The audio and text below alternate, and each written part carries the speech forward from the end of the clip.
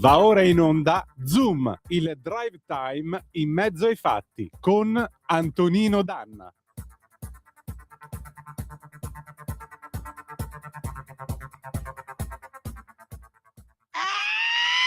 Ow! Oh! Woo! Shut it down! I'm back! I'm back! I'm back! I'm back! I'm back! Get up off of that thing and dance to you better. Get up off of that thing and dance to you. Sing it now. Get up off of that thing and dance to you better. Get up off of that thing. Try to release that pressure. Get up off of that thing and shake to you feel better. Get up off of that thing and shake to you. Say it now. Get up off of that thing and shake to you feel better. Get up off of that thing and try to release that pressure. Get up off. Ha. Good God. So good. Ha. Everybody ready? Follow me. Get up off of that thing and shake the you feel better. Get up off of that thing and shake the you. Sing it now. Get up off of that thing and shake the you feel better. Get up off of that thing and try to release that pressure. Get up off of that thing and twist the you feel better. Get up off of that thing and shake the you. Sing it now. Get up off of that thing and shake the you feel better. Get up off of that thing and try to release that pressure. Look on me. So good.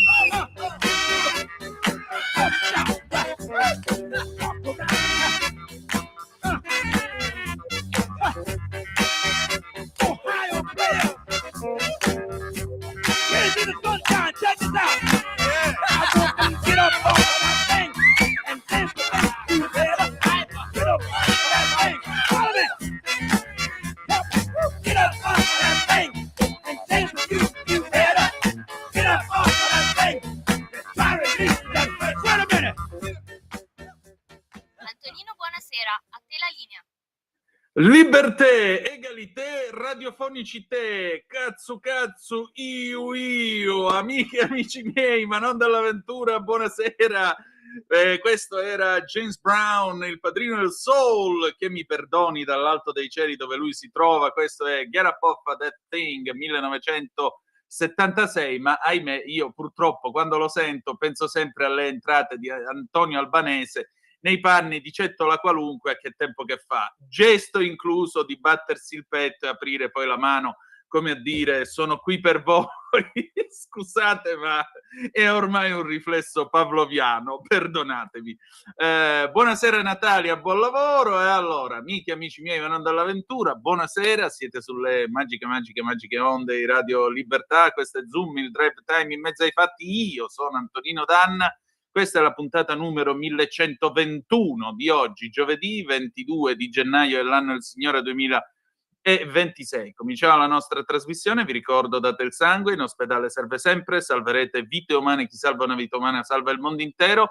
Secondo appello, radiolibertà.net, fesso chi non lo legge, perché vi perdete un bellissimo giornale online con i Liberamente del direttore responsabile Giovanni Sallusti, gli Autodafè di Giulio Cainarca, la rassegna stampa di Semivarin, videopillole e molto altro ancora.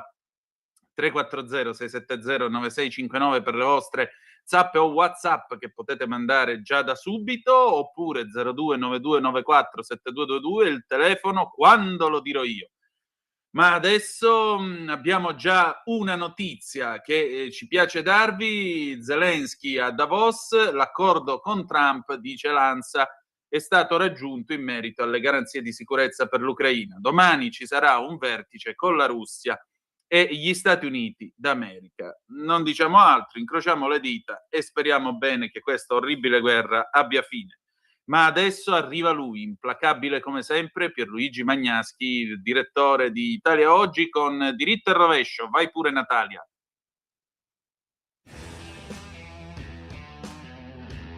Dopo 40 anni di attese, di rinvii e di sospensioni e di divieti, finalmente è stata inaugurata a Roma la nuova e splendida stazione Colosseo Fori Imperiali della linea C della metro. Questa linea era molto difficile e complessa da realizzare perché essa passa sotto il cuore dell'architettura dell'antica Roma, quella appunto dei Fori Imperiali e del Colosseo, appunto.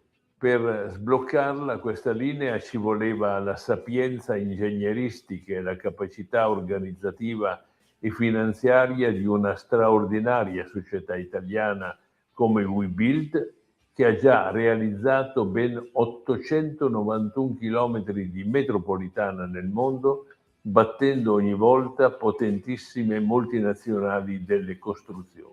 Webuild è la stessa impresa che ha vinto la gara e poi ha partecipato alla progettazione esecutiva per la realizzazione del ponte sullo Stretto di Messina, che adesso è stato bloccato per ragioni burocratiche dalla Corte dei Conti. Questo no rischia di privare l'Italia di un'opera che la rilancerebbe all'attenzione di chi vuole investire in grandi opere nel mondo. Già, ha proprio ragione Pierluigi Magnaschi. Webuild, se riuscisse a portare a casa e a completare la costruzione del ponte sullo Stretto di Messina, avrebbe un bellissimo biglietto da visita e un enorme fiore all'occhiello per prendere appalti in tutto il mondo. E adesso qui Parlamento. Qui Parlamento. E allora, un po' come l'album Viaggi e intemperie di Ivan Graziani del 1980, io non ho Isabella sul treno che lotta per la vita, ma ho la senatrice Erika Stefani che lotta per restare collegata per telefono. Quindi cercherò di essere... Ecco, come potete sentire...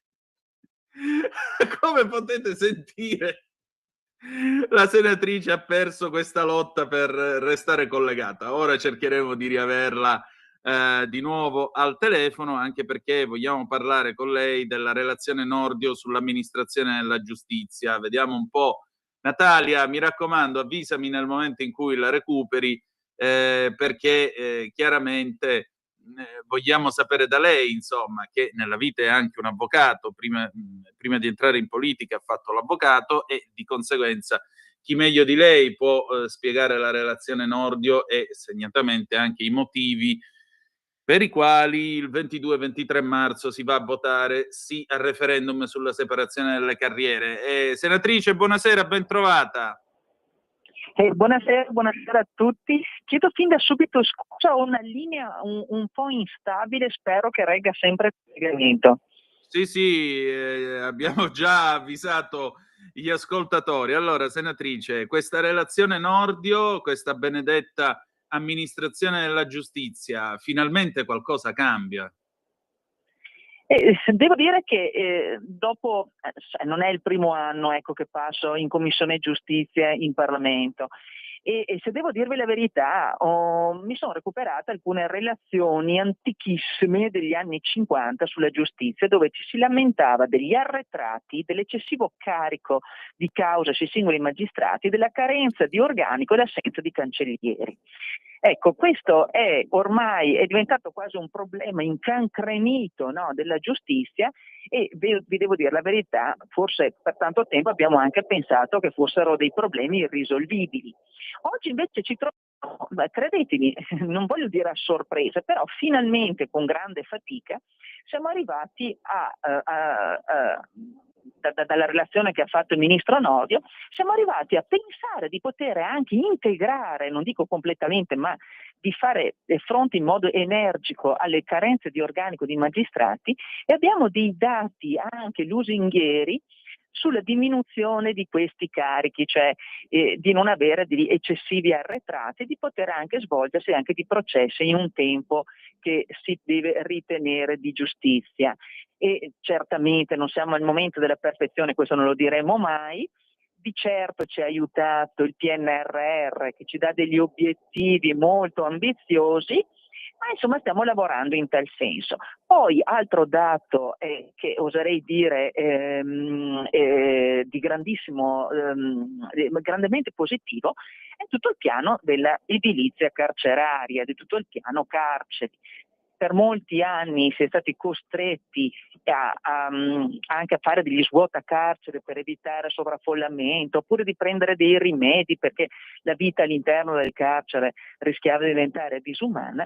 E oggi invece abbiamo veramente dei notevoli interventi e un piano serio per affrontare anche il tema di queste patrie galere che non devono un luogo di abiezione, di abbruttimento, come purtroppo a volte sono, ma veramente un luogo dove si possa riabilitare e rieducare la persona anche attraverso il lavoro sul quale si è insistito molto. Molto è stato fatto dal sottosegretario Stellari, che ha avuto una delega difficilissima, che è sulla giustizia minorile. Abbiamo fatto dei provvedimenti perché dobbiamo renderci conto, non occorre che ci nascondiamo dietro un dito, abbiamo un panorama di delinquenza minorile terribile. Se per un verso va affrontato il problema del disagio dei ragazzi, questa loro alienazione, questo perdersi in se stessi, per un altro verso quando si commette un reato occorre anche predisporre dei rimedi, e di questo che è stato anche fatto. Anche qui sono stati inaugurate anche delle nuove strutture dove da una parte ci sono questi istituti dove possono essere presi anche per certi versi questi ragazzi per rieducarli e anche quelli che tengono conto anche di problematiche magari di tipo di tossicodipendenza o di dipendenze o di problemi comportamentali. Insomma, io dico non c'è la perfezione, ma stiamo lavorando verso l'obiettivo. Ecco, questo sul punto dell'amministrazione, in particolare della giustizia, ho voluto un po' sottolineare i passaggi forse più salienti di tutto l'intervento. Di Nordio in realtà la relazione è lunghissima, ne è esposto un pezzo.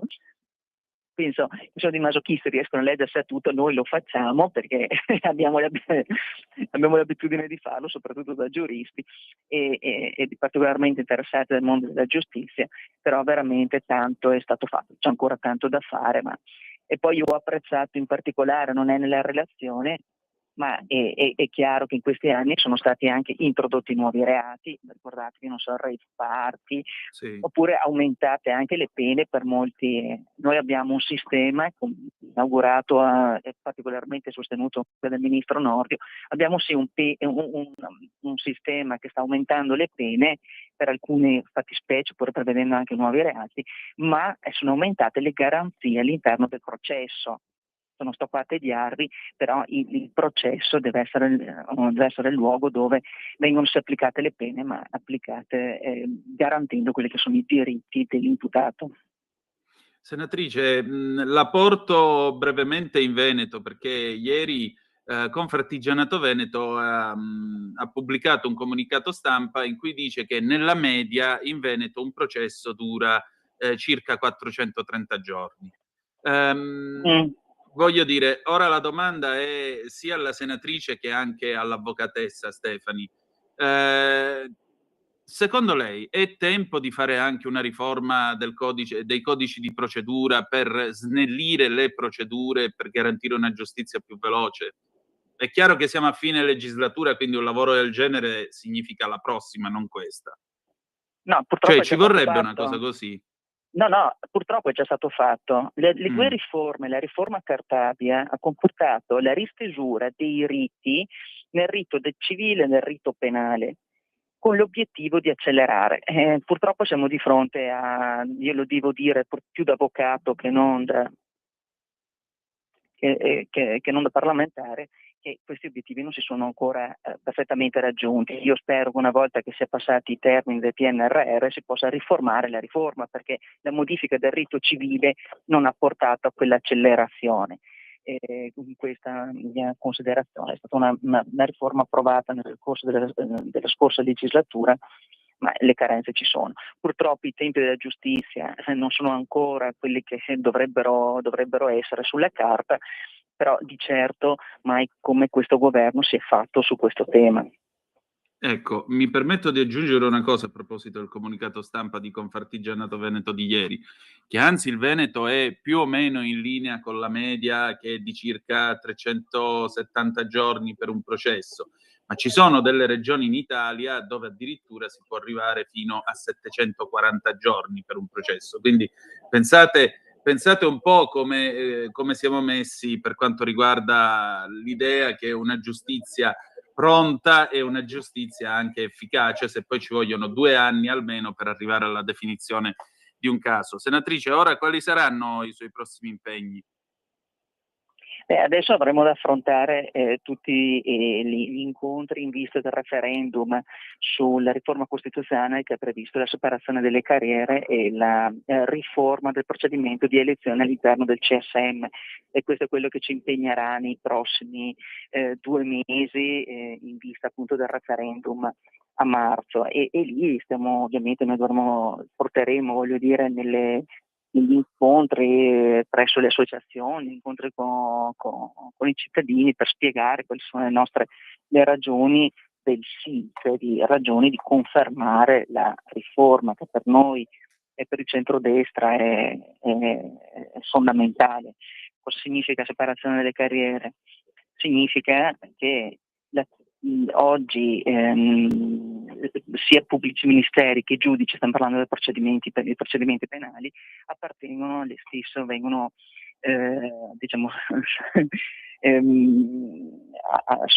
hanno una struttura che li riunisce, che è il Consiglio Superiore della Magistratura, dove vengono valutati di progressioni di carriera, di trasferimenti. Ecco, il caso Palemara, ben noto, penso a tutti i nostri ascoltatori, ha messo in luce quello che è un panorama abbastanza triste, ovvero che vi sono delle correnti all'interno della magistratura che fanno delle pressioni anche all'interno del Consiglio Superiore a fine di stabilire le carriere di ciascun magistrato. Ecco, allora la domanda che io pongo al cittadino: ma te cittadino che ti trovi davanti a un pubblico ministero che ti formula il capo di imputazione, il giudice che dovrebbe decidere se assolverti o se condannarti, visto che questi due magari fanno parte della stessa corrente, oppure vi è la possibilità che ci possono essere delle interazioni, forse uno non si sente ben sicuro. La separazione delle carriere invece vuole portare, tramite quella modifica del meccanismo di elezione all'interno del Consiglio Superiore per sorteggio e non più con meccanismi che possono favorire le correnti, dovrebbero permettere una maggiore indipendenza del pubblico ministero rispetto al giudice e del giudice rispetto al pubblico ministero. Fondamentalmente questa è la ragione. Ecco, visto che tra l'altro lei citava relazioni degli anni 50, io le cito la risposta che ha dato Giovanni Leone, non ancora Presidente della Repubblica, a credo Sergio Zavoli, che lo intervistava nel 67 sulla giustizia italiana, quindi con tutt'altro rito, e gli disse: scusi, ma lei si sentirebbe garantito davanti a un giudice italiano? E Leone, che prima di tutto è stato un grande processual penalista e avvocato, rispose: assolutamente no. Quindi, come vede, sono proprio ormai sembrano quasi dei corsi e ricorsi storici che speriamo giorno 22 di porre fine, ecco. Sì, da lì poi partirà ovviamente la riforma costituzionale, apre poi la stura alle prossime, tutte le leggi che saranno le leggi ordinarie del Parlamento, attuative, regolamentari, non sarà mica finita lì, ci sarà un passaggio ben importante, e io sono convinta che anche il mondo della magistratura poi alla fine, anche di quelli che oggi dissentono dall'approvazione di questa legge costituzionale, io penso che poi potranno anche godere, voglio dire, di quello che è un nuovo equilibrio che potrà permettere loro anche di lavorare meglio. Molto bene, senatrice, io la ringrazio, siamo stati anche fortunati, quindi non sfidiamo oltre la fortuna telefonica, per cui le auguro pure buon viaggio e al piacere di ritrovarci presto. Va bene, grazie a voi tutti, grazie. Grazie. Sigla, e dopo la pubblicità la nostra Gabriella Ronza con Epos e la mitologia del corpo. A tra poco. Qui Parlamento. Stai ascoltando Radio Libertà, la tua voce libera, senza filtri né censure, la tua radio. Lo amiamo perché ci offre sempre le cose più buone e naturali. Linea Alberto Acerbis! Problemi respiratori, tosse, raffreddore, tosse secca, tosse grassa. Abbiamo il prodotto che ti può aiutare. Bronco Free, la soluzione bevibile alla bava di lumaca, timo, verbena, altea, papavero e marrubio. Un insieme di erbe e di prodotti che aiutano a sciogliere il catarro e a favorirne l'espettorazione in maniera naturale. La tosse è un meccanismo espulsivo naturale che il nostro organismo mette in atto quando all'interno delle nostre vie respiratorie entrano virus, entrano batteri, entrano sostanze che il nostro organismo ritiene dannose. Come fare per calmare la tosse? Bisogna sciogliere il catarro e favorirne l'espettorazione attraverso un mucolitico naturale. La bava di lumaca, infatti, attraverso gli enzimi litici in essa contenuti, aiuta a sciogliere appunto il catarro e aiuta la sua espulsione. Abbiamo un'offerta straordinaria per voi stamattina. Se dite ascolto Radio Libertà e chiamate lo 030 68 40 408, 3 flaconi di Bronco Free a 59 euro, e se dite ascolto Radio Libertà voi non pagate le spese di trasporto e in più avete uno splendido omaggio. Chiamate adesso 030 68 40 408. Poiché il precedente video di Parliamo un po' di dedicato alla mitologia nordica è stato molto apprezzato, anche in questa occasione torno a fare riferimento all'interessante volume di Gianna Chiesa Snardi, I miti nordici, che cito in didascalia. L'obiettivo sarà approfondire la simbologia e mitologia di alcuni elementi del corpo, in particolare la mano e il piede, e di un oggetto fortemente connesso alla mano, cioè l'anello. In mitologia, e in particolare in quella nordica, il corpo non è mai un semplice involucro, ma un veicolo di potenza simbolica, magica e sacrale. Ogni sua parte partecipa attivamente al rapporto tra l'uomo, il divino e il cosmo. La mano è lo strumento privilegiato del contatto diretto con il mondo e della possibilità di agire su di esso. Essa trasmette e riceve energia, come mostrano le figure con le mani aperte e innalzate al cielo nelle incisioni rupestri dell'età del bronzo.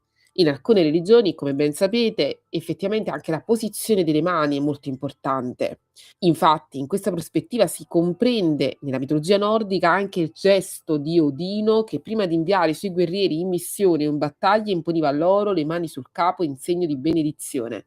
La mano tesa durante un giuramento indica disponibilità al contatto con il divino, mentre il tocco di una divinità può talvolta coincidere con la morte. Incatenare le mani significa bloccare l'intero essere. Non a caso la mano è considerata parte sacra del corpo, tanto che sul suo dorso sono incise le rune. La mutilazione delle mani equivale alla perdita di ogni possibilità di incidere sulla realtà e di agire nel mondo. A questo proposito, nella mia saga fantasy, i link sono in descrizione, intitolata Cronache dall'antico continente, il mondo di mia invenzione si fonda sulla potenza dei 4 elementi, acqua, aria, fuoco e terra, ognuno dei quali può essere dominato da un essere umano di questo mondo. In questo universo la punizione più grave non è la morte, ma la mutilazione delle mani, perché priva i dominatori delle possibilità di usare il proprio dono e di modificare la realtà. Chi perde le mani è considerato inutile all'interno di quel tipo di società. Ma tornando alla mitologia del nostro mondo, offrire la mano è segno di sincerità, sottomissione e garanzia di un patto. Il giuramento di fratellanza di sangue prevedeva infatti che i contraenti si prendessero per mano. Al tempo stesso la mano diviene luogo di prova estrema, anche il voto non ancora adempiuto è legato alla mano, non lavarsene fino al compimento dell'impegno indica uno stato di squilibrio che deve essere sanato. Alla mano, in particolare le dita, è collegato un gioiello carico di significato simbolico, cioè l'anello, per la sua forma circolare che esprime la perfezione compiuta in se stesso, e per il materiale prezioso di cui è fatto, l'anello è uno dei simboli più potenti del mondo nordico. Esso racchiude un duplice significato: il dominio sul ciclo completo della vita, dal principio alla fine, e la conoscenza che rende la vita prospera e feconda. Non a caso molti anelli non sono saldati a indicare il fluire continuo dell'esistenza. L'anello d'oro rappresenta un potere che si estende sul tempo e sullo spazio, sullo spirito e sulla materia, intesa però come frutto della sapienza divina e non della cupidigia. Nei miti della creazione l'oceano primordiale viene legato attorno alla terra come un anello. Funzioni simboliche affini appartengono anche a bracciali e collari, spesso associati al susseguirsi dei cicli. Sul piano sociale e culturale, l'anello è strumento di giuramento e di alleanza, veniva asperso con sangue sacrificale e su di esso si pronunciavano voti solenni. Esso sancisce un legame indissolubile tra uomo e Dio o tra uomini, con la divinità come testimone. Il possesso di un anello garantisce poteri straordinari, ma può condurre alla rovina se piegato alla brama. L'anello è dunque segno di pace e prosperità quando resta integro e rispettato, ma assume valore infausto, se rubato, spezzato o contaminato dal male, come mostrano numerosi racconti mitici. Accanto alla mano, un'altra parte del corpo fondamentale per il contatto è il piede. Il piede è la parte del corpo che consente il contatto diretto con la terra. L'orma lasciata sul suolo testimonia il passaggio di un uomo, ancor di più di un dio, e segna il dominio su un luogo e la diffusione della sua potenza fecondante. Il piede rappresenta anche il legame imprescindibile con la terra, senza di esso testa e mani perdono completamente valore. L'integrità dell'essere esiste solo dalla testa ai piedi. Anche alcuni reperti sacrificali in cui venivano offerte solo teste e piedi degli animali alludono appunto all'offerta dell'intera totalità dell'essere. Infine, inciampare è considerato un presagio assolutamente infausto. Il piede dunque non è soltanto sostegno, ma misura stessa del destino. Bene, spero che questi argomenti vi siano piaciuti. Se avete altre curiosità sulla simbologia, la mitologia di altre parti del corpo, potremmo affrontare questo argomento in altri video. Fatemelo sapere nei commenti. Intanto io vi saluto come sempre e vi aspetto nel prossimo video. Ciao!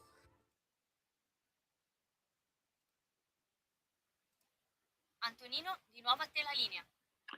Grazie Natalia, alle 18:40 minuti e 4 secondi sulle magiche onde di Radio Libertà. Antonino Danna al microfono con voi per questa puntata numero 1121 di oggi, 22 gennaio 2026, giovedì. Questo è sempre Zoom, il drive time in mezzo ai fatti con il sottoscritto. Avete appena ascoltato la nostra Gabriella Ronza con la sua rubrica Epos. Diamo un'occhiata alle ultime notizie. Ecco qua, abbiamo l'ANSA che batte adesso un flash: pestaggi nel carcere di Firenze, agenti condannati per tortura. Vedremo poi l'aggiornamento più tardi. Ancora andiamo a Davos, Zelensky, accordo con Trump sulle garanzie di sicurezza, domani vertice con USA e Russia.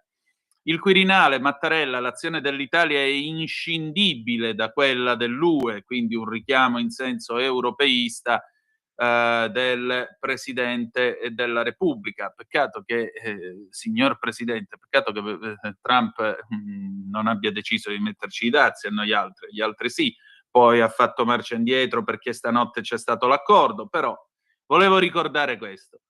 Il dossier sulla Groenlandia, il Premier Nielsen, sovranità e integrità territoriale sono la linea rossa. Ancora il caso, un bimbo di 5 anni arrestato dall'ICE a Minneapolis, detenuto in Texas, il Dipartimento smentisce. Poi Oscar 2026, Sinners e Una battaglia fanno man bassa di nomination, 2 titoli non in inglese, Sentimental Value e L'agente segreto in gara per il miglior film.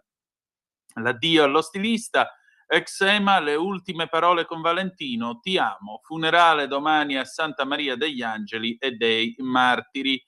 Geopolitica, poi Trump punta Cuba, cambio di regime entro la fine dell'anno. Sarebbe pure ora, visto che è dal 59 che sti cristi vivono in una prigione fatta di miseria e comunismo. Va bene, le 18:42 minuti e 10 secondi. Adesso io vi porto a scuola, torna con noi Anna Maria De Luca, psicologa esperta della scuola, e parliamo dei coltelli e anche delle polemiche che il povero ministro Valditara si è beccato per quanto riguarda la presunta schedatura, che non c'è affatto, degli studenti palestinesi nelle scuole d'Italia. State a sentire che cosa mi ha detto nel nostro faccia a faccia. Natalia, vai pure. E allora io ho il piacere di ritrovare la nostra Anna Maria De Luca, che è esperta di questioni inerenti al mondo della scuola, psicologa, e la voglio ringraziare del suo ritorno. Sapete anche che è una stimata e apprezzata pittrice, quindi ha anche questo bellissimo tocco artistico che non guasta mai.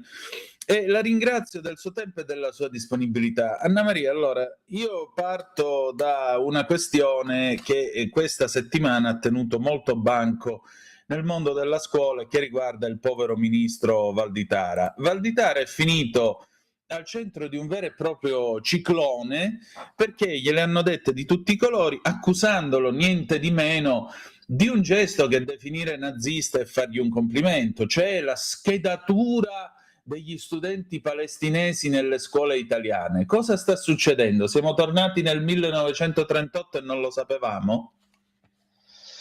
È una cosa gravissima quella che è successo e che dimostra anche dal punto di vista psicologico come qualsiasi azione venga letta attraverso delle lenti ideologiche precostituite, perché la stessa procedura che è stata usata per i ragazzi ucraini poi, no? Di solidarietà, di aiuto a ragazzi che entrano in Italia avendo alle spalle delle tragedie immane, diventa per alcuni addirittura un'accusa di leggi razziali, mentre si tratta di un atto di solidarietà. Però non è possibile che a seconda della propria collocazione politica, no? Sì. Un atto possa avere delle valenze così diverse. Quindi è come se la realtà oggettiva scomparisse sotto il peso delle narrazioni identitarie, possiamo dire, no?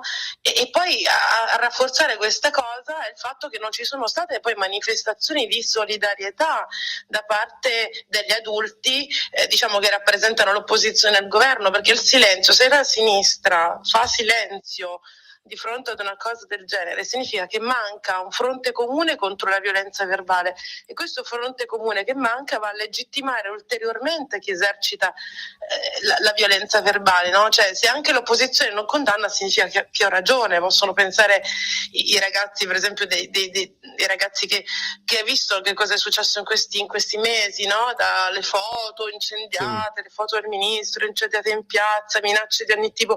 Cioè, vuol dire, psicologicamente gli adolescenti che sono in una fase di formazione dell'identità dove l'appartenenza al gruppo è cruciale, la loro adesione, no, a posizioni così radicali, l'uso del linguaggio violento, diventano dei modi per affermare la propria identità e guadagnare, diciamo, uno status nel loro gruppo di riferimento. Ma quello che è grave, che è veramente incomprensibile, è che gli adulti non giustificano e non cioè che gli adulti giustificano e non condannano, no, questi comportamenti, e che gli adulti falliscono nel loro ruolo educativo quando non pongono un argine a questa violenza.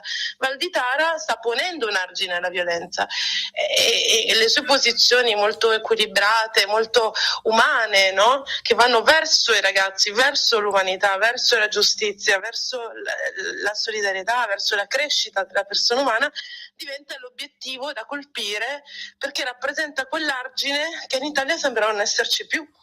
No, e quindi diventa l'obiettivo delle minacce, diventa l'obiettivo delle foto incendiate in piazza, e poi sai, quando si parla del conflitto israelo-palestinese veramente si scatenano i peggiori istinti di identificazione di gruppo, no? Quindi Sì. in questo caso le persone non hanno valutato la circolare in sé, cioè che aveva il senso di aiutiamo i bambini in difficoltà, ma è stata subito interpretata come da che parte stai, quindi giusto o sbagliato, noi loro, cioè è partito subito questo pensiero dicotomico, direi, no? Che poi dietro i social, hai visto cosa è successo sui social, questa disinibizione online dell'anonimato, tutti questi leoni da tastiera eccetera, che sono lanciati contro questa circolare, contro il ministro, con un'accusa veramente, voglio dire, psichiatrica, perché chiaramente non ci sono leggi razziali, chiaramente questo governo in nessun modo ha manifestato di essere un governo razzista, è un governo che cerca di tutelare la popolazione, di tutelare l'Italia, però se la lente con la quale viene vista l'azione del governo è così distorta, così anche falsata, no? Perché cioè, veramente non ci posso credere che veramente qualcuno possa pensare che dietro una circolare del ministero per aiutare i bambini palestinesi ci possa essere un'idea di schedatura. Cioè, se qualcuno lo può pensare è un pensiero psichiatrico che è molto quindi escludendo questo significa che è una manipolazione fatta d'arte per colpire il governo, per colpire il ministro, però basata su una falsità, quindi un'ennesima manipolazione dei giovani da parte della politica, perché è impensabile una roba del genere. Tu come la vedi?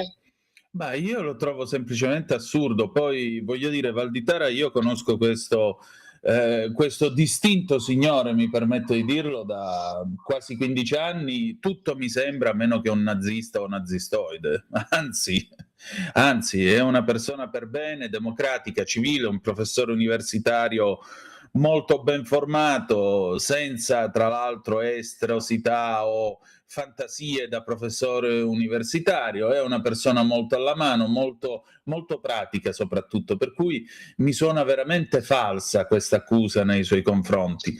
D'altronde in realtà questa circolare che cosa voleva ottenere? Allora, tu pensa che già ad ottobre si trovava in una scuola di Treviso quel giorno, Valditara già ad ottobre disse che così come abbiamo accolto i giovani ucraini aiuteremo anche i ragazzi di Gaza, che è una cosa che dovrebbe comunque far piacere alla sinistra, no? Cioè, comunque a tutti quelli che sono pro Gaza, cioè, e infatti già 2 giorni dopo il ministero fece delle azioni per aiutare i bambini di Gaza ad ambientarsi nelle scuole, ad entrare in questo nostro sistema, quindi già nei fatti erano state poste in essere delle azioni a favore dei bambini di Gaza, quindi è veramente pazzesco che qualcuno possa pensare l'inverso, no? Che uno possa accusare il ministero di voler schedare le persone che arrivano da Gaza, quando nei fatti si è già stato dimostrato il contrario, quindi doppia prova di questa falsità di accusa che rivela appunto come i meccanismi violenti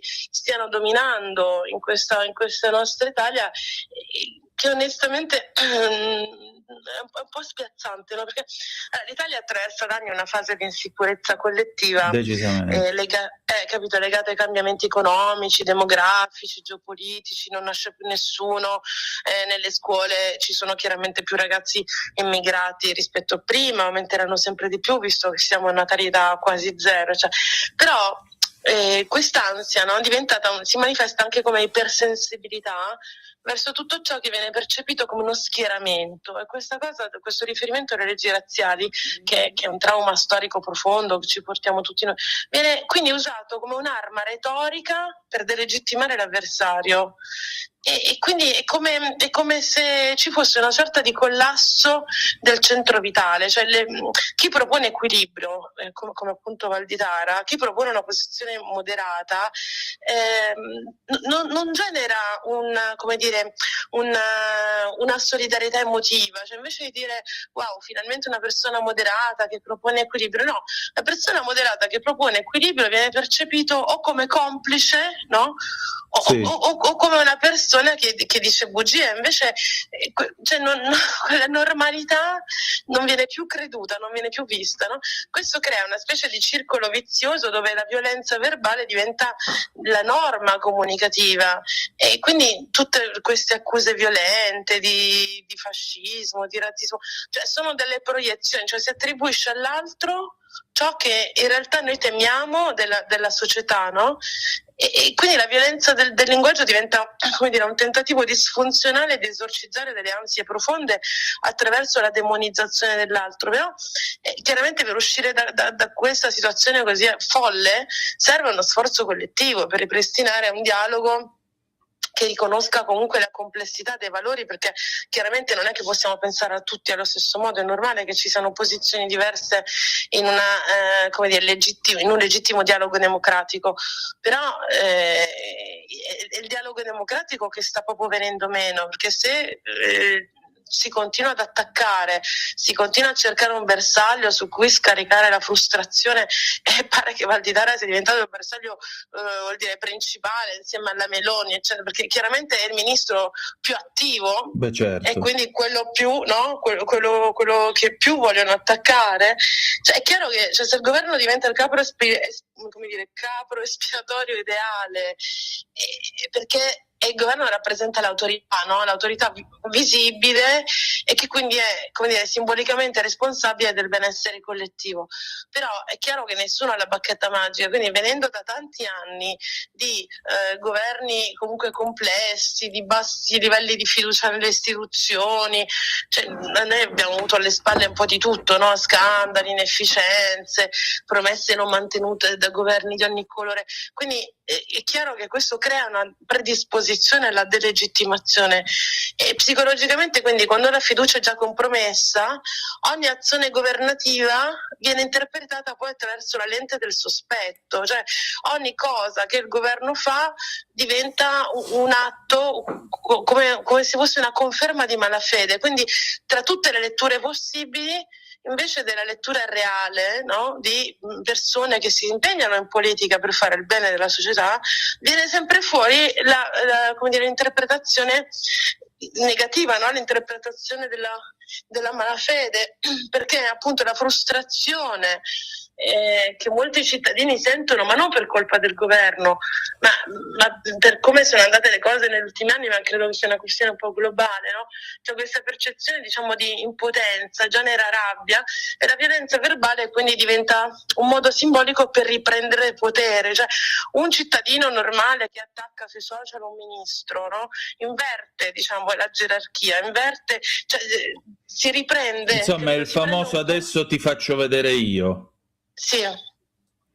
Ecco, e però quei 5 minuti di gloria, l'unica cosa che può fare è gloriarsene con gli amici del baretto. Più di questo che altro può fare?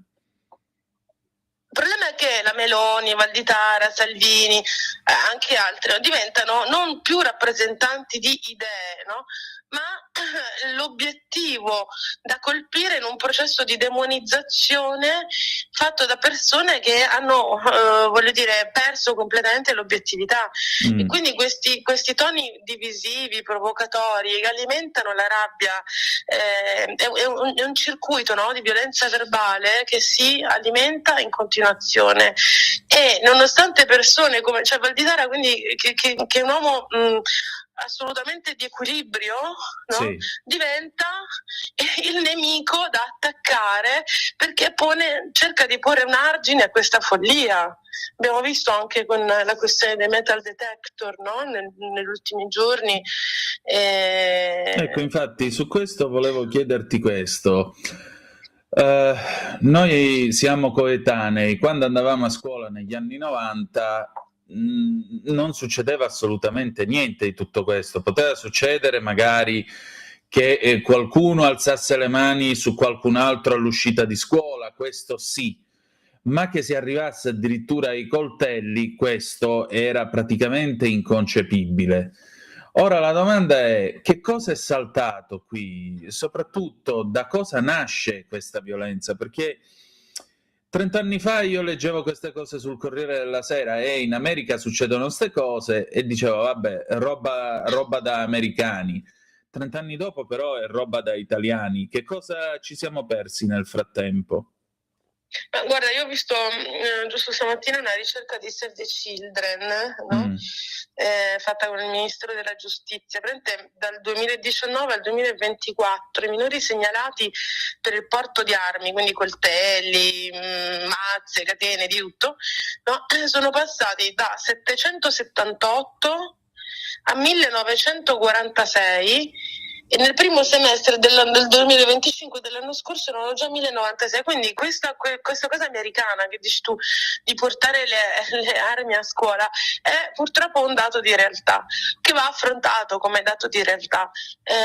Ora vuol dire, nelle scuole gli italiani sono sempre di meno, no? Abbiamo scuole multietniche, eccetera. Uscire armati non è una caratteristica, vuol dire, degli italiani, nel senso che, tranne chiaramente di persone che vivono in contesti di estrema periferia, di delinquenza, eccetera.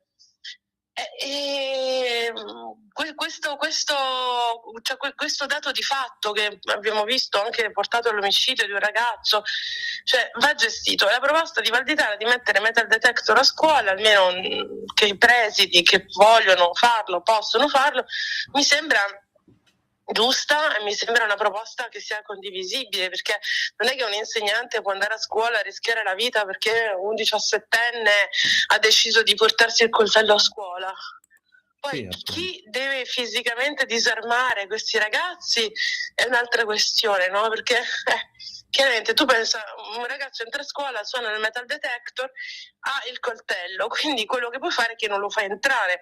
Però pensare che un collaboratore scolastico si metta a disarmare un ragazzo col coltello, cioè, vuol dire, anche quella è una cosa un po' estrema, no? Come non possiamo neanche mettere la polizia e i carabinieri davanti ad ogni scuola. Però chiaramente se il metal detector suona tu non entri, come anche quando vai a prendere un treno, no? Se il tuo biglietto non funziona, il tornello non si apre e stai fuori.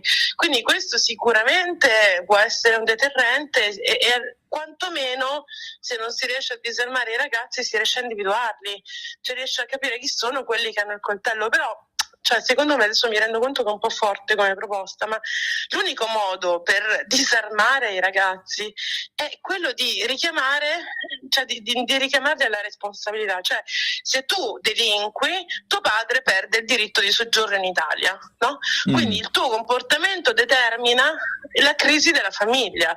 Allora, a quel punto sì che ci pensano due volte, no?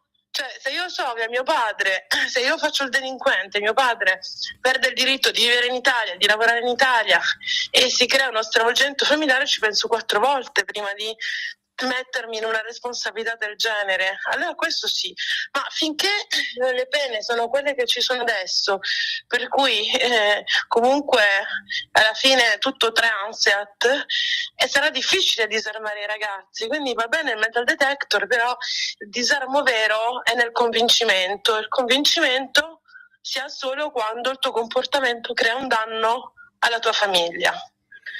Insomma, alla fine gli dobbiamo per forza promettere, tra virgolette, le botte, se no non capiscono che c'è un limite e il limite non deve essere superato.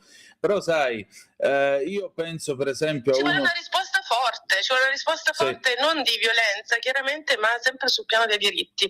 Quindi tu sei un delinquente, ok, la tua famiglia perde il diritto, sei minorenne, quindi tuo padre che ha la responsabilità su di te perde il diritto che ha acquistato di stare in Italia, che se tu vuoi stare in Italia devi comportarti bene, certo, altrimenti prendi le conseguenze, così come anche gli italiani, no?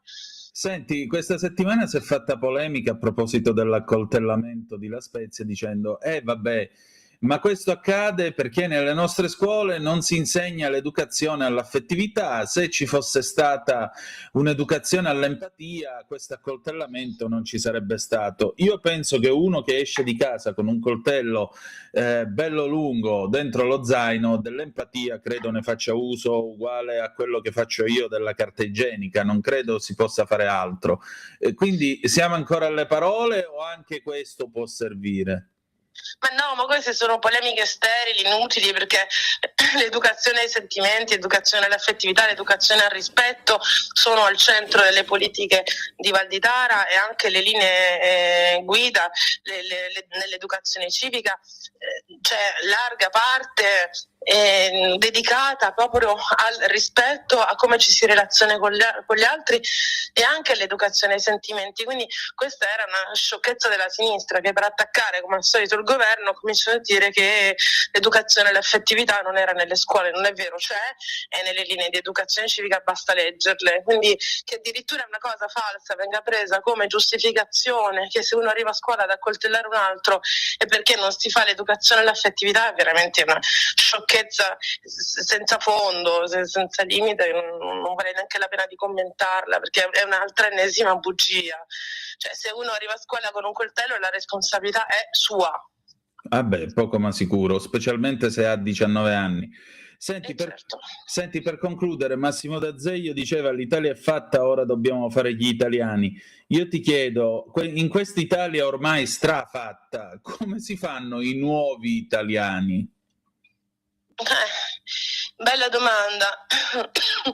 Guarda, c'è una grande discussione da tantissimi anni sull'integrazione, l'inclusione, eccetera, no? Ma si è sempre detto che l'inclusione, cioè fare in modo di modificare il sistema, per la differenza fondamentale che per dire adesso, per esempio pratico, no? Cioè un bambino con disabilità viene inserito in una classe normale ma con un insegnante di sostegno, no? Che lo segue separatamente, ok? In questo caso il bambino è in classe, però opera in un certo senso in un percorso parallelo, ok? L'inclusione invece è il sistema che si modifica per rispondere ai bisogni di tutti, cioè che non ci sono percorsi normali, percorsi speciali, ma una pluralità di approcci, no? Quindi prende la stessa classe che viene organizzata, per esempio con delle metodologie didattiche flessibili, cooperative learning, la didattica differenziata, eccetera, che permette ad ognuno di apprendere secondo i propri ritmi e le proprie modalità. Quindi il bambino che ha disabilità partecipa alla stessa attività con adattamenti che beneficiano a tutti, non fa una cosa a parte, no? Quindi quando si va a parlare di integrazione, l'onere diciamo sulla persona che deve sforzarsi di integrarsi, nell'inclusione l'onere è sul sistema, no? Che dobbiamo ripensare come funziona il sistema in modo tale da promuovere il senso di appartenenza di tutti. Però dopo tanti anni di inclusione, no?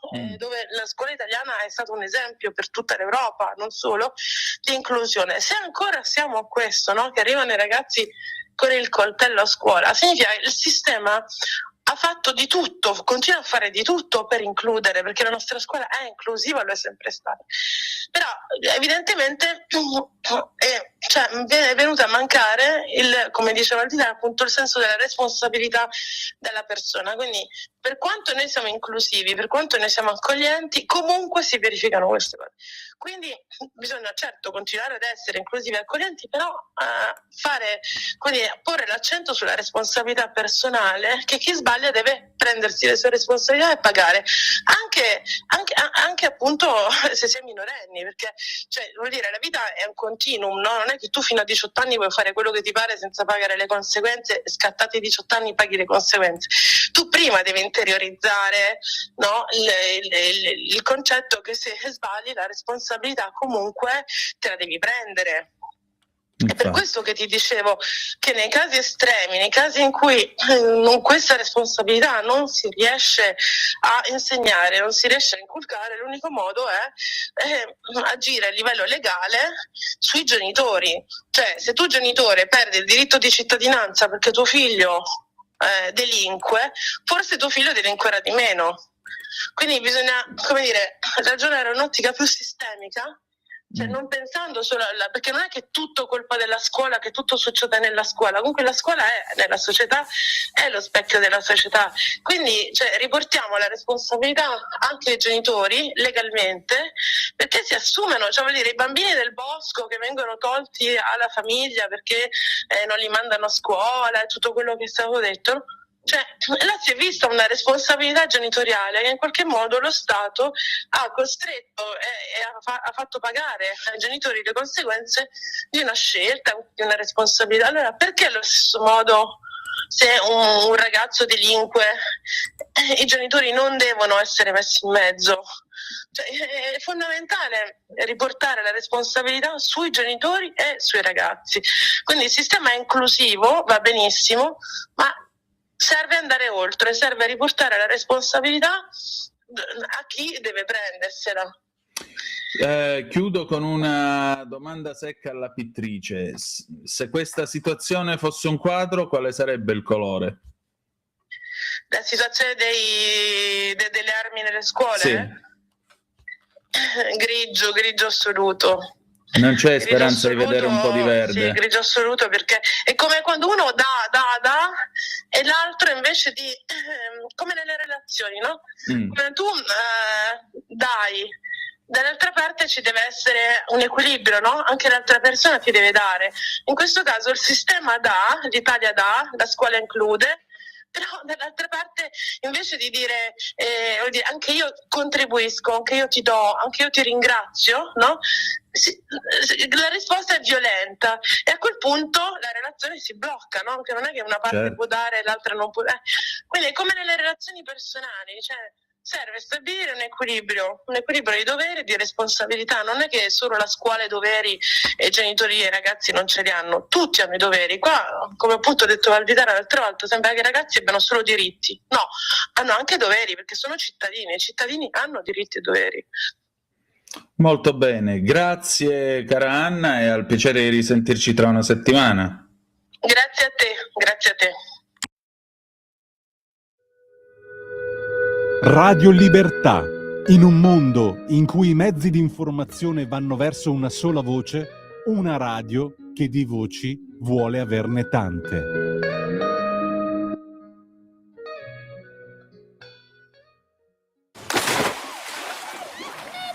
Ragioniere, non coglioniamo, va. Cioè, tu mi vuoi dire che in 4 anni abbiamo guadagnato solo questa miseria? Dai, va, non scherziamo, va, dai, per piacere, Non va. è poco. E poi sa, con tutte le difficoltà che abbiamo avuto. Ma che difficoltà? La crisi, le tasse. Tasse? Non nominare mai più quella parola in mia presenza, ma che tasse e tasse? Ma, signor Cetto, io qualche migliaio d'euro lo devo dichiarare, per non destare sospetti. Capito, no? Un po' di tasse dobbiamo pagare, mi creda. Tasse? Ma signore, ma che sta succedendo qua? Uno manca 4 anni e siete usciti tutti di testa. Ragioniere, quante volte ti devo dire che le tasse sono come la droga? Se le paghi una volta anche solo per provare, finisce che ti prende la voglia. Che a tasse non se ne pagano, caccio. Ah, tu te lamenti per le tasse? Guarda, qui sono arrivati ad arrestare un gentiluomo, un galantuomo, solo perché ha sparato al vicino. E non è che si chiedono se questo vicino è un infame, è un Caino. Ma veramente? E com'è possibile? Se ti dico che è possibile, te ne dico una.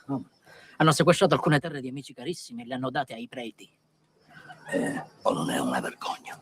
Cose da pazzi. È anarchia, va? E non è tutto. Adesso stanno indagando sulle proprietà costruite senza permessi. E anche il tuo villaggio, la pizzeria e tutto il resto non sono al sicuro. Questi si attaccano a tutto. Questi non c'hanno vergogna. Ma questi chi sono? Voglio nome, cognome e soprannome. Polizia, carabinieri, finanze, belle arti, tutto quanti. E ovviamente Cavallaro.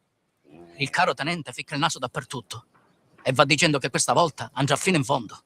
Cosa vuole che faccia Cavallaro? Se vuole andare fino in fondo che vada, così su mangiano i pesci, il collezionista delle ricevute. Non è solo. Signor Cetto, se lo ricorda De Santis. Maestrino, l'uomo rispettoso delle regole, dopo le cazzate. Me lo ricordo. De Santis vorrei scendere in politica. Si candida a sindaco. E ce la può fare. Va bene. Cetto è un uomo senza vergogna. Si è schierato completamente dalla parte della legge. Schierarsi a favore della legge. Ma è legale questa cosa? Pare di sì.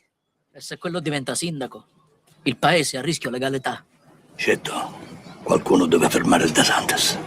Noi ci abbiamo pensato, e a lungo. Siamo arrivati a una conclusione. Che sarebbe? Tu devi essere il nostro sindaco. Io sindaco? Sì. Così dite? Sì.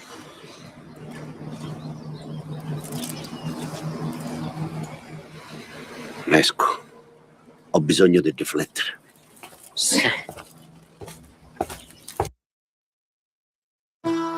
Va ora in onda In attesa di giustizia, casi irrisolti a cura dell'avvocato Claudio De Filippi. Una vita da mediano, lavorando come uriali, anni di fatiche, botte, vinci, casomai mondiali. Buonasera, a voi la linea. Grazie cara Natalia. Ecco, invece per noi schierarci dalla parte della legalità è legale, non fate come Cettola qualunque, le tasse qui si pagano, però si pagano con l'aiuto dello Stato grazie alla rottamazione quinquies. E allora io voglio salutare, avete ascoltato ovviamente prima una parte del film Qualunque mente di Antonio Albanese del 2012, voglio salutare come sempre il padrone di casa, l'avvocato Claudio De Filippi e il dottor Gianluca Timpone che è al telefono con noi. Buonasera a entrambi. Buonasera. Salve a tutti. Eccoci. Allora, qua tasse invece se ne pagano, però si pagano, a differenza di Cetto, si pagano con la rottamazione quinquies. Finalmente è cominciata la presentazione delle domande, o sbaglio?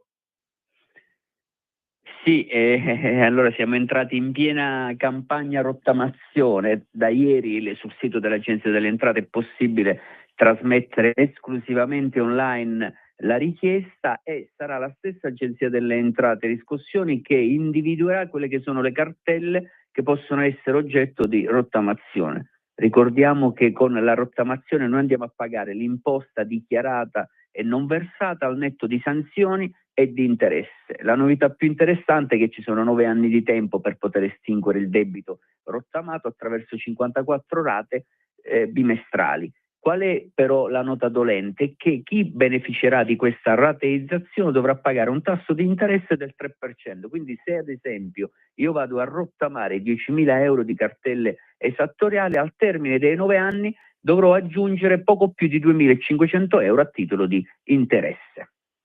Ecco, avvocato De Filippi. Caro dottore, tu sei abituato sempre ad andare al TG1, TG2, Rai 1, Rai 2, eccetera. Allora, volevo chiederti questo, la tua voce ci è nota dalla televisione. Volevo chiederti, ma io ho notato i primi clienti che hanno fatto la rottamazione, perché ha aperto non più tardi di 2 giorni fa, quindi anzi ieri forse, praticamente da pochissimo, con la domanda che si può inoltrare.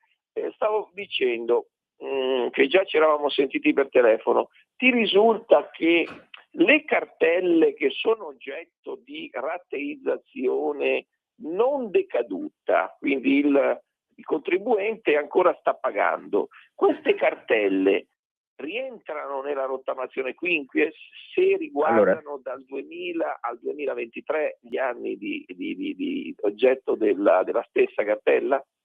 Allora, se rientrano nel perimetro 1/1/2000, 31 dicembre 2023, anche le cartelle che sono oggetto di rateizzazione possono rientrare nella rottamazione. Più che altro la nota dolente qual è? È che se vi sono delle cartelle scadute che non rientrano nel perimetro della rottamazione, ma che sono state oggetto già di una precedente rateizzazione che il contribuente non ha ultimato e quindi gli è stata revocata, in quel caso non può né richiedere una nuova rateizzazione né tantomeno, trattandosi di cartelle post 31 dicembre 2023, possono rientrare nella rottamazione, quindi sarà costretto a pagare il residuo in un'unica soluzione e su questo sinceramente andrebbe fatto chiarezza, perché io già sono penalizzato dal fatto che queste cartelle non rientrano nella rottamazione, non le posso nuovamente rateizzare perché mi è stata revocata precedentemente la mia rateizzazione, perché probabilmente non ho pagato fino a 8 rate anche non consecutive, e quindi sarò costretto a pagare il residuo in un'unica soluzione, pena l'avvio di tutte quelle che sono le azioni esecutive a noi ben note, pignoramenti, iscrizioni ipotecarie e quant'altro. Ecco, questa è un'ingiustizia, diciamo, perché dovrebbero essere contemplate nel momento in cui sono decaduti i contribuenti nella quinquies, quindi potrebbe essere che la politica potrebbe ascoltarci, praticamente in particolare la Lega, che ha a cuore più di tutti questa rottamazione perché l'ha presentata l'onorevole Gusmeroli che è venuto in trasmissione da noi, praticamente potrebbe fare un allargamento di questa pletora di queste norme. Tu cosa ritieni? Allora io ritengo che ci sono 2 punti che rappresentano secondo me insomma 2 note dolente. La prima è che paradossalmente chi è in regola con la rottamazione quater al 30 settembre, quindi aveva pagato tutte quelle che sono le rate, non può rientrare sfruttando il maggior lasso di tempo nella rottamazione 5, e su questo sostanzialmente insomma si potrebbe creare una disparità di trattamento, perché uno che è stato, come dire, fedele nel pagamento delle rate della rottamazione quater, per avere un po' più di tempo in teoria doveva essere, come dire, premiato facendolo transitare anche nella quinta. Ma la vera, diciamo, secondo me situazione che andrebbe secondo me normata e risolta è chi ad esempio stava beneficiando della rottamazione quater. Ricordo che nell'ambito della rottamazione quater rientravano tutte le cartelle, anche cartelle da avvisi di accertamento. Ora chi è decaduto dalla rottamazione quater e ha degli avvisi di accertamento paradossalmente si trova in un limbo, ossia non può rientrare nella rottamazione 5 ad eccezione di quelle cartelle che sono oggetto di avviso di accertamento, perché ricordiamo che nella rottamazione 5 possono rientrarvi solo ed esclusivamente cartelle esattoriali relative ad imposte dichiarate e non versate, quindi sono accertamento che poi ricordiamo trattasi della maggior parte delle cartelle esattoriali, perché poi non è detto che chi ha ricevuto un avviso di accertamento è un evasore, perché spesso gli avvisi di accertamento si basano su delle presunzioni, poi sta al fisco dimostrare che effettivamente ci si trova di fronte ad un soggetto che non è fedele al fisco. Quindi andrebbe risolta questa questione, perché queste persone qua si trovano a dover poi affrontare un debito che ritorna a quello iniziale, ossia la cartella maggiorata di sanzioni e di interessi, che non può essere neanche più oggetto di ulteriore rateizzazione e dovrebbe essere pagata integralmente. Quindi la Lega potrebbe agire su questo versante, cioè far entrare tutte le cartelle, sia che siano della Quater, sia che siano degli accertamenti, altrimenti non c'è questa consecuzio rispetto alle vecchie rottamazioni che lo prevedevano. È questo che vuoi dire? Ma infatti la Lega già dall'inizio premeva affinché tutte le cartelle esattoriali potessero beneficiare di questa rottamazione, tant'è vero che inizialmente si parlava di 120 rate tutte uguali, ma soprattutto rientravano tutte le cartelle esattoriali, nessuna esclusa, ad eccezione magari quella relativa ai tributi locali. Però effettivamente si crea un vulnus, si crea una vera e propria voragine e sostanzialmente, se non si risolve questa questione, si creano dei contribuenti di serie A e dei contribuenti di serie B. Ma poi c'è da dire anche un altro aspetto, che se tu non mi metti in condizione di poter chiudere i conti con l'Agenzia delle Entrate e Riscossioni, io non riesco a lavorare in tranquillità. Ricordiamo che un'azienda che non lavora in tranquillità non è in grado di produrre, non producendo non è in grado di sviluppare utili, redditi e conseguentemente imposte da versare a favore dello Stato. Quindi bisogna scommettere sul contribuente. Quindi aiutare il contribuente paradossalmente non significa aiutare, tra virgolette, una persona che non è stata in linea con il pagamento delle imposte, ma significa aiutare un contribuente a rialzarsi al fine di poi di far fronte a quelle che sono le imposte future. Io che cosa avrei fatto? Avrei fatto un patto con il contribuente e gli avrei detto: attenzione, io ti aiuto, nel senso che tu mi devi pagare tutte quelle che sono le imposte future, le imposte pregresse attraverso una rottamazione, facendo rientrare tutte le cartelle esattoriali. Dopodiché, se non lo fai, ti penalizzo, cioè nel senso ti dico, mi paghi il passato e devi pagare anche le imposte future. Se non lo fai, perdi tutti i benefici che ti ho accordato. Ritengo che sia un patto che ciascun contribuente alla fine avrebbe rispettato. Quindi diciamo, caro dottore, che bene è stata approvata, perché c'erano anche dei dubbi su questo fino a un certo punto, questa rottamazione, però va allargata, va allargata, esatto, va allargata assolutamente. Chiedevo questo, ma il contribuente che viene penalizzato tramite questo prospetto, puoi dirci un po' che cos'è il prospetto intanto? Sì, allora intanto una cosa importante è che io quando vado a fare la richiesta della rottamazione c'è una sorta di prospetto informativo, ossia io richiedo all'Agenzia delle Entrate quali sono le cartelle esattoriali che rientrano in questa rottamazione e soprattutto qual è l'importo che dovrò pagare. Questa richiesta viene fatta direttamente online, accedendo al sito dell'Agenzia delle Entrate e Riscossioni, e nel giro di poche ore la stessa Agenzia delle Entrate e Riscossioni ci restituisce questo prospetto, quindi questo elenco di cartelle dove dicono il totale delle cartelle che tu dovevi pagare è pari a 100.000, andresti a pagare non 100.000 attraverso la presentazione della rottamazione, ma 60.000, 50.000, in modo tale che il contribuente già conosce quello che sarà effettivamente il suo impegno da qui ai prossimi 9 anni. E questo secondo me è molto utile, perché da qui a luglio, quando il contribuente dovrà iniziare a pagare la somma rottamata, è in grado di poter eventualmente procurarsi la provvista necessaria per far fronte a questo tipo di impegno, perché ripeto, stare con una cartella esattoriale non pagata, o uno, per dire, più cartelle esattoriali, rappresenta una vera e propria spada di Damocle, non fa dormire in tranquillità il contribuente, perché il contribuente onesto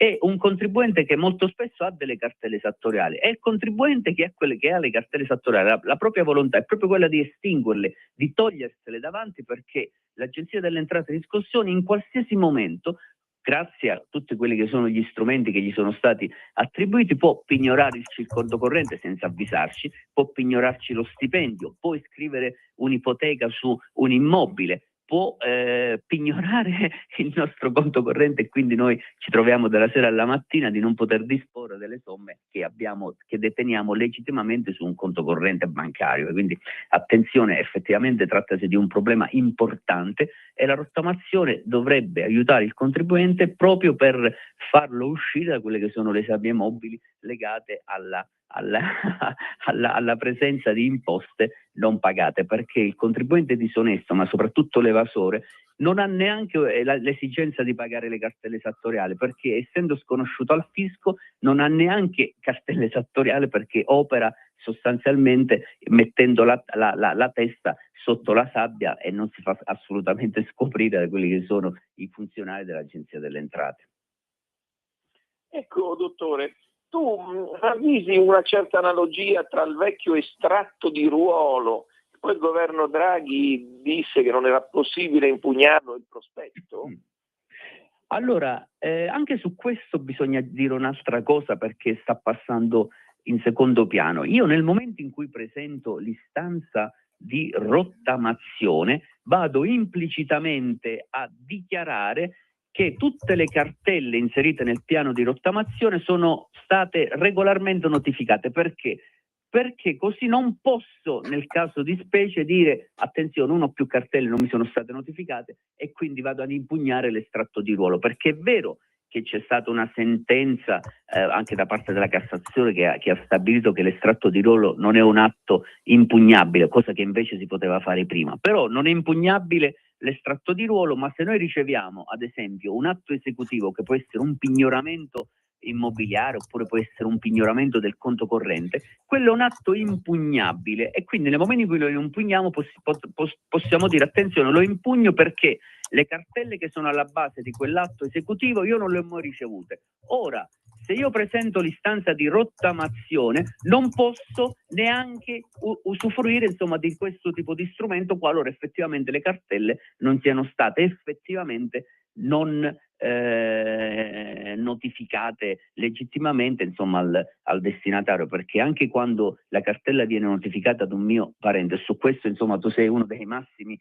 esperti, subito dopo deve arrivare la cosiddetta raccomandata informativa dicendo attenzione, l'atto è stato, la cartella esattoriale è stato consegnato a tuo suocero per intenderci oppure a chi era presente in casa e quindi ti avvisiamo che l'abbiamo consegnata a tuo suocero oppure a tuo fratello, a tuo figlio, a chi che sia. Se manca questo atto successivo la notifica chiaramente non si è perfezionata, quindi l'atto può essere tranquillamente dichiarato nullo. Però hanno inserito questa clausoletta che è diverso rispetto a quello che era previsto per le precedenti versioni della rottamazione, quindi se io rottamo implicitamente poi non posso comunque contestare la mancata notifica di uno o più atti, anche se poi effettivamente quella cartella non mi è stata mai notificata, quindi pensiamoci bene, andiamo a vedere bene quali sono le cartelle che inseriamo all'interno della rottamazione.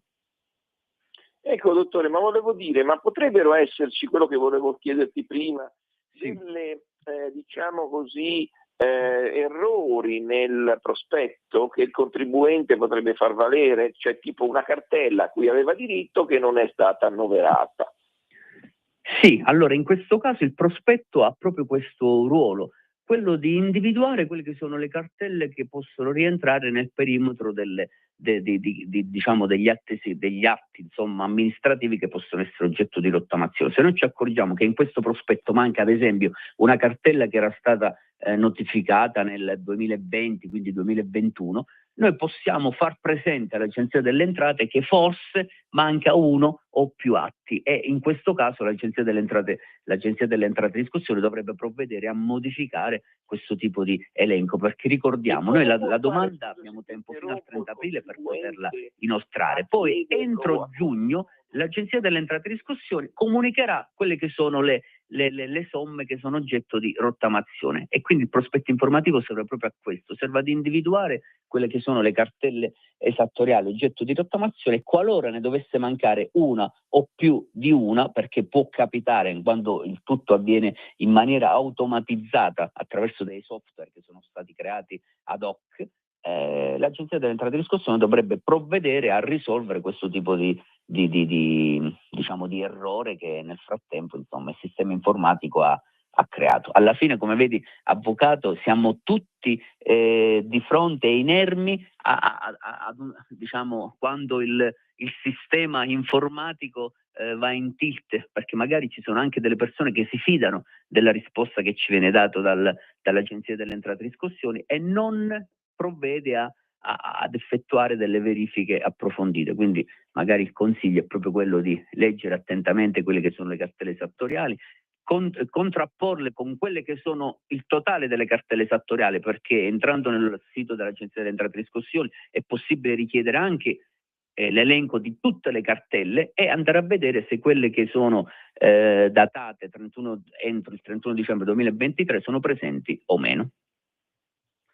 Ecco, dottore, volevo dirti, nella legge si legge che le cartelle che sono sospese o non sono state notificate rientrano nella rottamazione quinquies. Ci puoi spiegare un attimo cosa si intende quando si parla di cartelle sospese o cartelle non notificate? Allora, intanto una cartella può essere sospesa perché nel frattempo noi abbiamo ricevuto appunto una cartella esattoriale, abbiamo chiesto all'Agenzia delle Entrate e Riscossioni, oppure quella cartella esattoriale è oggetto di un contenzioso e quindi abbiamo ottenuto, come dire, la sospensione dell'atto, quindi dell'esecutività dell'atto. Allora in quel caso, pur essendo sospese,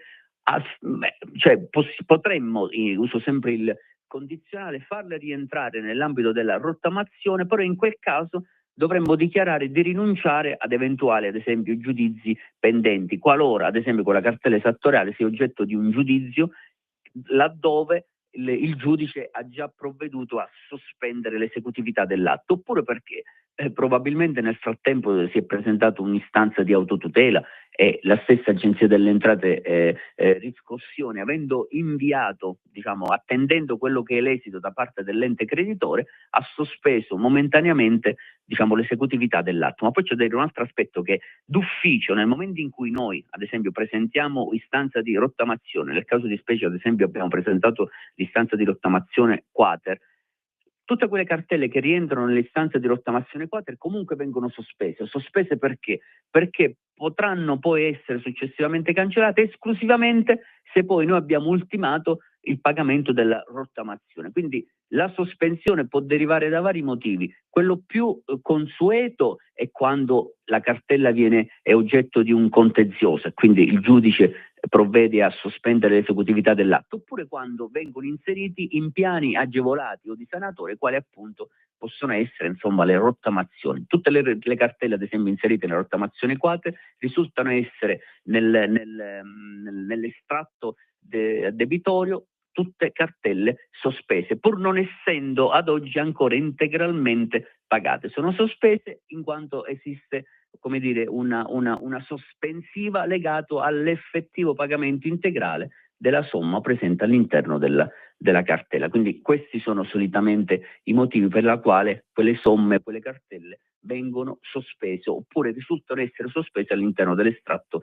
di ruolo, perché esistono varie colonnine. Se voi andate a vedere l'estratto di ruolo, ci sono varie colonnine, la data diciamo il numero della cartella, l'importo, la data di notifica, l'importo iniziale, poi ci sono eventuali sgravi, dopodiché troviamo l'importo sospeso, il residuo e la somma poi effettivamente da pagare, nonché se quella cartella è oggetto di rateizzazione o di procedura esecutiva. Cioè noi in un unico prospetto sono sintetizzate tante informazioni che noi dobbiamo, tra virgolette, analizzare, perché se una cartella è dovuta e noi non la rateizziamo o non la paghiamo, attenzione, in qualsiasi momento l'agenzia può avviare qualsiasi tipo di azione esecutiva. Spesso effettua anche il fermo amministrativo per poche centinaia di euro. Io ho avuto, diciamo, delle persone che mi hanno sottoposto delle cartelle esattoriali oggetto di fermo amministrativo che riguardavano il mancato pagamento del bollo di 200-300 euro. Quindi attenzione, che spesso può essere anche molto ma molto invasiva l'azione da parte dell'Agenzia delle Entrate e Riscossioni, e su questo, insomma, l'avvocato è molto come dire, esperto, avendo seguito centinaia di casi e di contribuenti che si sono trovati in panne a seguito delle azioni da parte dell'Agenzia delle Entrate e Riscossioni. Non più di te, caro dottore. Ti volevo dire, Cosa era riferimento invece alle cartelle non notificate che si possono rottamare con la rottamazione quinquies? Allora, le cartelle non notificate sicuramente non rientrano nel perimetro della rottamazione quinquies, perché le cartelle non notificate significa che in teoria andavano notificate comunque entro il 31 dicembre 2023 o pochi mesi dopo, perché in realtà tecnicamente quando noi parliamo di cartelle ricevute entro il 31 dicembre 2023 noi dovremmo dire chiaramente agli addetti ai lavori che la data del 31 dicembre 2023 è la data entro la quale l'Agenzia delle Entrate, ad esempio, comunica all'Agenzia delle Entrate e Riscossioni che quel contribuente ha quel determinato debito. Quindi se la comunicazione diciamo è avvenuta entro il 31 dicembre 2023 e la cartella viene notificata anche nel 2024, rientra nel perimetro della rottamazione quinquies. Però se oggi vi sono delle cartelle non notificate, difficilmente possono essere oggetto di rottamazione, perché la notifica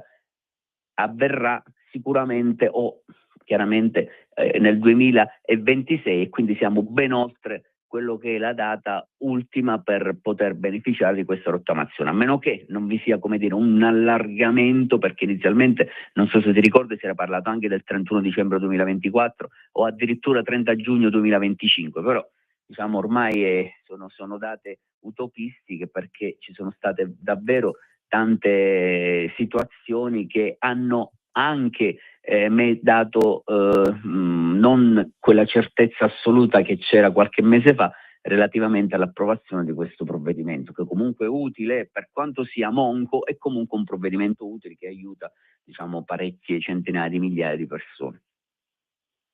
Caro dottore, diciamo che la Lega in particolare, ma tutto il centrodestra, ha messo la piede nella porta per entrare in questa rottamazione più allargata che tu auspichi, e ovviamente siamo perfettamente d'accordo.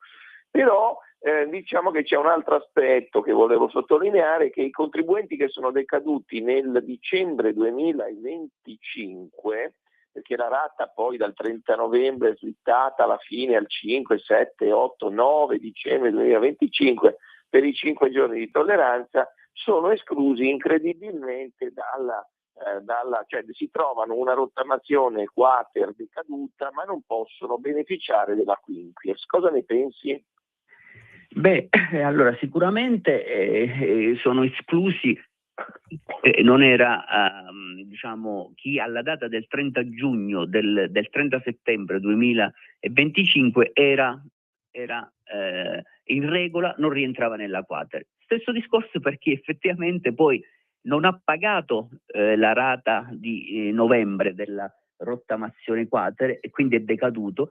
In quel caso effettivamente, insomma, non può rientrare nella quinquies, e questo è un altro, come dire, vulnus, è un'altra situazione che andrebbe normata. Ma perché è stato fatto questo? Perché già a novembre si sapeva che effettivamente nella legge di bilancio era stata inserita la nuova rottamazione quinquies. Quindi per evitare che i contribuenti non pagavano volutamente per poter rientrare nella rottamazione 5, hanno detto: attenzione, se decadete a novembre, quindi alla data del 31 dicembre 2025 siete fuori, nel senso che siete risultati decaduti, non potete rientrare nella quinquies, e riguarda tutte le cartelle, anche le cartelle quelle che teoricamente potevano e sono oggetto di rottamazione di quello che è la nuova sanatoria. Quindi anche questa situazione, insomma, può creare un po' di scontento in quei contribuenti che magari, pur sapendo che se non pagavano non potevano rientrare nella quinquies, non hanno pagato, non perché avevano necessità di voler rientrare in questa nuova forma di sanatoria, ma perché probabilmente, insomma, non erano in grado di farlo, perché effettivamente se io so che se non pago resto fuori da una nuova forma di sanatoria, chiaramente ci penso due volte prima di rimanerne fuori. E quindi, diciamo, hai toccato, come dire, un'altra nota e tasto dolente che secondo me dovrebbe essere preso a cuore, magari in un milleproroghe, in un altro decreto, in una nuova norma che secondo me da qui a qualche tempo dovrebbe essere approvata chiaramente è dalla Lega e da chi chiaramente fa parte dell'esecutivo. Un'ultima domanda, se Antonino me lo permette. Sì, certo, prego. Allora, abbiamo assistito al fatto che lo Stato privatizzerà il debito, l'erario, praticamente le cartelle, tutto quello che riguarda gli accertamenti, le cartelle e quant'altro. Ritieni che questa, diciamo, un po' limitazione della rottamazione quinquies vada a favorire poi coloro che arriveranno dopo, nel senso che poi se non si riesce a, come dici tu, a venire a patti con lo Stato, il contribuente verrà a patti col privato, fa anche rima. Beh, allora, paradossalmente lo Stato è più rigido, cioè nel senso che il privato, nel momento in cui deve incassare delle somme, è maggiormente propenso a valutare, quindi a perdere più tempo nella valutazione e nella bontà se quel contribuente è in grado o meno di poter pagare effettivamente quella somma che inizialmente gli veniva richiesto. Quindi io paradossalmente ho più fiducia verso il privato, perché il privato ha più tempo da dedicare a me contribuente, cosa che spesso lo Stato non fa, cioè è molto più superficiale, nel senso che quelle sono le regole, se non rispetti quelle regole molto probabilmente insomma non sarai più in grado di poter beneficiare di quel tipo di agevolazione, quindi magari sono propenso affinché insomma la riscossione affidata al privato sia molto più benevola rispetto all'attuale forma di riscossione gestita dal pubblico.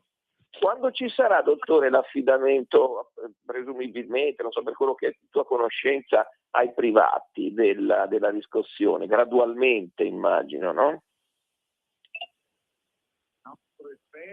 Come tempistiche.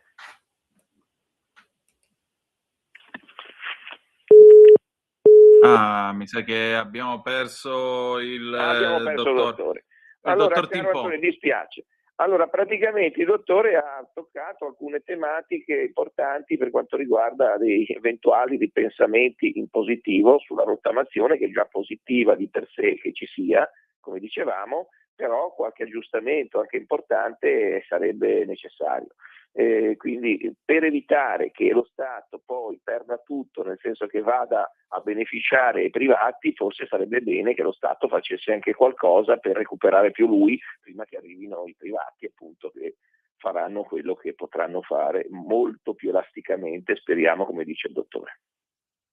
Molto bene, allora noi stiamo cercando di riagganciare il dottor Timpone, se ci riusciamo, se no ci scusiamo con lui e ci avviamo quindi a chiudere questo spazio. Vediamo un attimo, no, non risponde. Allora, noi ringraziamo l'avvocato Claudio De Filippi, come sempre, credo sia stata una puntata estremamente interessante per i nostri ascoltatori, e il dottor Gianluca Timpone. Che dire di più, avvocato? Ci ritroviamo tra 7 giorni con altri casi in attesa di giustizia. Grazie Antonino, speriamo di fare cosa buona e giusta con i contribuenti che si trovano in queste norme un po' bizantine a volte, ma che devono aiutare. Molto bene, grazie ancora, e adesso pausa e Cocchi e Renato, Nebbia in Valpadana 2000, e stasera ce n'è davvero. In quanti ti promettono trasparenza, ma alla fine ti ritrovi sempre con la bocca chiusa e non puoi dire quello che pensi? Radio Libertà non ha filtri né censure. Ascolta la gente e parla come la gente.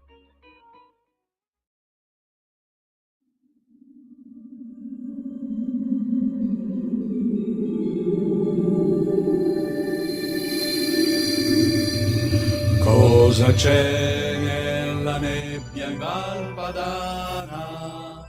Ci son cose che a dirle non ci credi, non ci credi nemmeno se le vedi, a parte il fatto che non le vedi. Che cos'è questa nebbia in Valpadana? È un fenomeno dell'umidità. Se rimani intrappolato dentro, si incasina la mentalità. Istituti di credito, banchieri che si impiccano, le mani si puliscono, i piedi se la squagliano, le amanti non si lasciano, le mogli si intromettono, i mariti le perdonano, ma dopo le trafittono, le strade non finiscono, gli incroci non si vedono, i semafori non servono, i cammelli non esistono, Nebbia in Valpadana come una sottana, sotto tanti affari, calmi gli altri mari. Nebbia in Valpadana, sposta la sottana, un po' di posto anche per me. Nebbia in Valpadana, togli sta sottana, voglio far l'amor con te. Stammi a sentire cucciolo, cicciolo, non c'hai garofano. Nel mare bello a Napoli si tuffa gli viene un embolo. Trosite lindo piccolo, cantate nel citofono. Gennaro, fa il miracolo, famma morire a Pusilica. Grazie. Nebbia in Valpadana, che situazione strana. Già, grandi Cocchi e Renato, era il 2000, nebbia in Valpadana, stasera. Oggi c'è stata tutto il giorno, non proprio il muro di nebbia, quello, no, a Milano quando c'è la nebbia non si vede, di Totò, Peppino e la Malafemmina, non c'erano le bufere che salivano le scale ed entravano negli appartamenti, però diciamo che c'era, dai, devo dire, quando cala la nebbia ha sempre un lato poetico, permettete. Chiudiamo la nostra trasmissione, sono già le 19:44, abbiamo ancora un minuto, vi do quindi un breve recap della nostra puntata, delle nostre ultime notizie. Zelensky, accordo con Trump sulle garanzie di sicurezza, domani vertice con Russia e USA, pestaggi nel carcere di Firenze, agenti condannati per tortura, vertice UE, Macron, restiamo vigili, Merz, dobbiamo essere in grado di difenderci, il premier della Groenlandia, Nielsen, la nostra sovranità e integrità territoriale sono la linea rossa. Buongiorno, cambia il testo sugli stupri, sparisce la parola consenso, ira delle opposizioni. E per finire, vabbè, abbiamo gli Oscar, ma soprattutto chiudiamo con Trump che punta su Cuba, cambio di regime entro la fine dell'anno. Con questo abbiamo chiuso, sono le 19:45 e 14 secondi. Chiudiamo con Sandra Mondaini, Quanto è forte Tarzan del 1977 e noi ci si ritrova domani alle 17:30 con Chilometro Zoom e con il nostro Lorenzo Viviani, agricoltura, pesca, ambiente nel drive time di Radio Libertà, ma anche il nostro rotocalco del venerdì. Grazie per essere stati con noi e ricordate che the best is yet to come, il meglio deve ancora venire. Vi ha parlata, a proposito, con che canzone ci salutiamo? Ve l'ho già detto, vedete, sono ufficialmente rimbambito. Vi ha parlata Antonino Danna. Buonasera.